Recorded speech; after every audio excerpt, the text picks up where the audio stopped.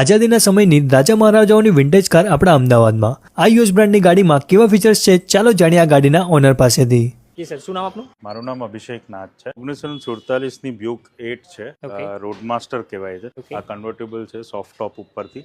Sir, left hand drive છે. ઇન્ડિયામાં left hand drive generally જોવા નથી મળતી. આ 1947 કિશનગઢના મહારાજાને ઇમ્પોર્ટ કરેલી ગાડી. એમના ત્યાંથી મારા ફાધરે દેખાઈ રહ્યું કન્વર્ટેબલ છે આનું સોફ્ટ ટોપ છે કન્વર્ટેબલ અને એ જમાનાની અંદર હાઇડ્રોલિક ટોપ આવતું હતું એટલે ઓટોમેટિક ટોપ છે. યસ. અને એન્જિનની વાત કરીએ તો એન્જિનની શું ખાસિયત છે આમાં? આની અંદર 4,500 સીસી નો 8 સિલિન્ડરનું એન્જિન છે પેટ્રોલ. 8 સિલિન્ડર 8 સિલિન્ડરનું પેટ્રોલ એન્જિન છે એટલે ખાસું પાવર છે, હાઈ ટોર્ક. ઇન્ટિરિયરમાં મતલબ એક કોકપીટ ટાઈપનું ઇન્ટિરિયર ફીલ થાય આપણને કે લાઈક એક પ્લેન ટાઈપનું. એ જમાનામાં તમે જુઓ તો કાર લિટરલી લક્ઝરી હતી એટલે એ લોકો દરેક વસ્તુ લક્ઝરી પ્રમાણે યુઝ કરતા.